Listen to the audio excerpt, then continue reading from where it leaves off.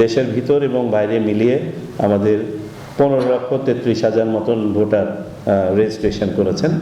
এর মধ্যে 7,000 মতন আমরা পেন্ডিং রেখেছি। তার কারণ আর আপনাদেরকে আমরা এটুকু অ্যাসিওর করতে পারি যে you will have full freedom in doing what you have to do.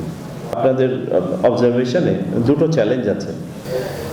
প্রথমে আমি যদি 2026 সালের নির্বাচনটাকে একটু কনটেক্সচুয়ালাইজ করতে চাই।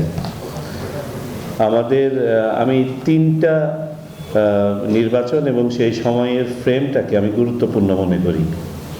একটা 1991 সালের, একটা 2008 সালের, আর আরেকটা এটা। এই জন্য যে এই 3টা সময়ে বেশ কিছু রিফর্ম হয়েছিল, কিছু আইনি পরিবর্তন, সংশোধন, পরিমার্জন হয়েছিল।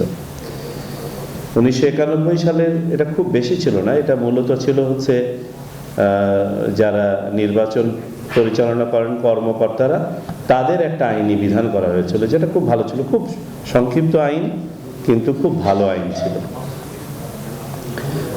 এটাকেও দেখার সুযোগ হয়েছিল পরবর্তী দুটো নির্বাচনে, 96 নির্বাচন এবং 2001-এর নির্বাচনে, যেহেতু সেগুলো তত্ত্বাবধায়ক সরকারের অধীনে অনুষ্ঠিত হয়েছিল। 2007-08 সালে বেশ কিছু পরিবর্তন আনা হয়েছিল, বেশ কিছু পরিবর্তন। এই যে এখন আমরা যে রাজনৈতিক দলের নিবন্ধন থেকে শুরু করে এই যে এখন যে ডিবেটটা হচ্ছে যে প্রার্থীরা 1%, স্বতন্ত্র প্রার্থীরা 1% ভোটের যে ইয়েটা, এই বিভিন্ন বিধানগুলো হয়েছিল।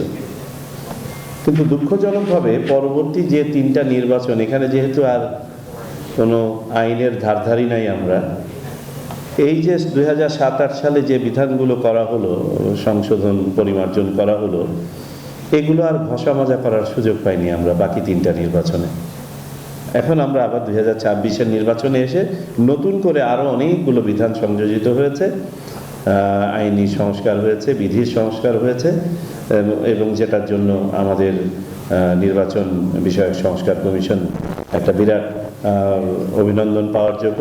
করে করে করে একটা খুব সুন্দর গ্রাউন্ড তৈরি করতে, যাতে করে আমরা ডিবেটের জায়গাগুলো কমিয়ে ফেলতে পারি এবং স্বচ্ছতর জায়গাগুলোকে যেন আমরা এক্সপ্যান্ড করতে পারি, আরও স্বচ্ছ করতে পারি। আমাদের জন্য 2026-এর নির্বাচনটাকে যদি আমি একটু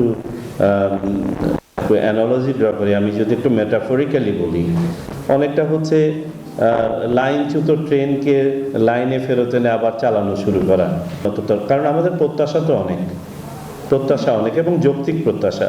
কারণ 2026-এ দাঁড়িয়ে আমরা যে প্রত্যাশাগুলো ব্যক্ত করছি, যৌক্তিক প্রত্যাশা। দুর্ভাগ্যজনক হলেও সত্য যে আমাদের একটা বিরাট ভ্যাকুয়াম হয়ে গিয়েছে। এই ভ্যাকুয়ামটার কারণে আমরা এখনো বলতে পারি 2008-এর আগে পড়ে আছি।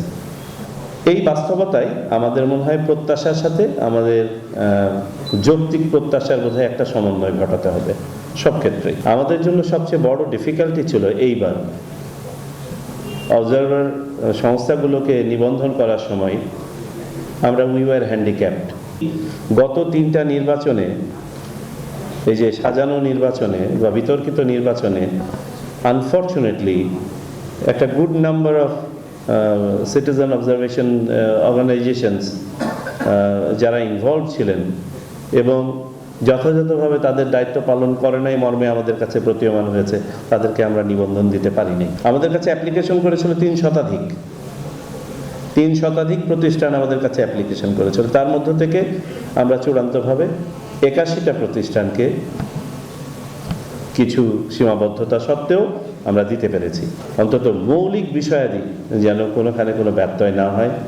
আর আপনাদেরকে আমরা এটুকু অ্যাসিওর করতে পারি যে you will have full freedom in doing what you have to do.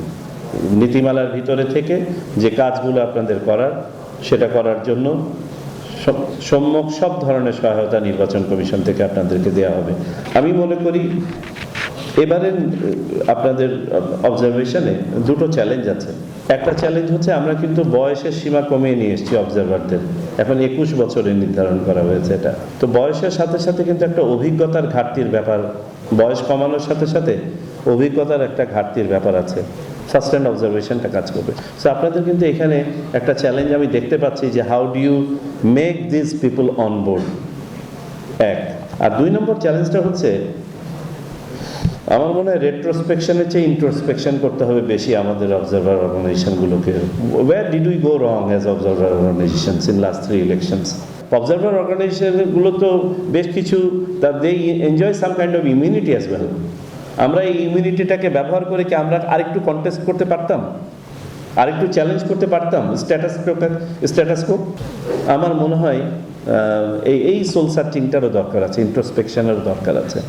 আমরা আশা করব আপনারা শুধুমাত্র পদ্ধতি, পলিসি, কন্ডাক্ট ইত্যাদি নয়, মানুষের আস্থা অর্জনের জায়গাটাতেও আপনারা ভালোভাবে কাজ করতে পারবেন।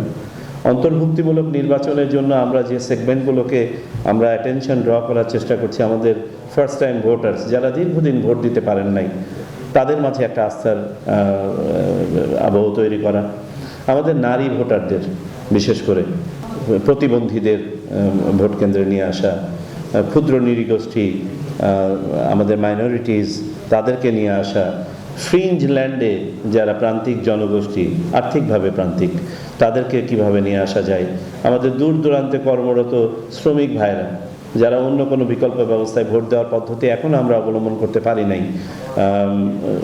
তাদেরকে কিভাবে সম্পৃক্ত করা যায়, এই সব বিষয়গুলো আপনাদের মাধ্যমে যেন আমরা একটা সহায়তা পেতে পারি। আমাদের অল কনসিকুয়েন্সিয়াল ইলেকশন অফ 2026 এটাকে যেন আমরা সার্থক করি, আপনাদের সবার সহযোগিতা কামনা করছি। একটা বিষয় আমি শুধু অবতারণা করতে চাই, আমরা পোস্টাল ভোট নিয়ে কাজ করছি, আপনারা জানেন। এটার মধ্যে আমাদের পোস্টাল ভোটে রেজিস্ট্রেশন সম্পন্ন হয়েছে। দেশের ভিতর এবং বাইরে মিলিয়ে আমাদের 15,33,000 মতন ভোটার রেজিস্ট্রেশন করেছেন। এর মধ্যে 7,000 মতন আমরা পেন্ডিং রেখেছি, তার কারণ ওনাদের ঠিকানা লিখতে ওনারা ভুলভ্রান্তি করেছেন। আমরা চেষ্টা করছি এগুলোকে রিজলভ করে ওনাদের সাথে 1-to-1 কমিউনিকেশন করে সলভ করতে। হয়তো এখানে কিছু বাদ পড়ে যাবে, তার কারণ আমরা চাই না যে একটা ভুল ঠিকানায় বা অপূর্ণ ঠিকানায় একটা ব্যালট চলে যাক, গিয়ে ফেরত আসুক। আর আমাদের জন্য একটা ইনহেরেন্ট চ্যালেঞ্জ, লিগ্যাল চ্যালেঞ্জ আছে, যেটা নিয়ে আমরা খুব রিয়েলি চিন্তিত। সেটা হচ্ছে আমাদের সব অ্যাপিল প্রসেস শেষ হয়ে যাওয়ার পরেও যদি কেউ গিয়ে প্রার্থিতা ফেরত পান আদালত থেকে, তখন ওই আসনের সকল পোস্টাল ব্যালট নষ্ট হয়ে যাবে। এটা আমাদের একটা বড় চ্যালেঞ্জ, আইনি চ্যালেঞ্জ। সেটা নিয়ে আমরা কাজ করছি। আমরা চেষ্টা করছি যে এগুলো যত কম হয় একটা সুষ্ঠু সুন্দর নির্বাচন আমরা উপহার দিতে পারবো।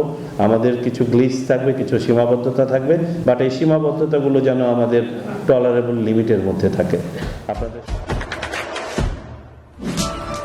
দেশে দেশে সবার সাথে দ্য নিউজ।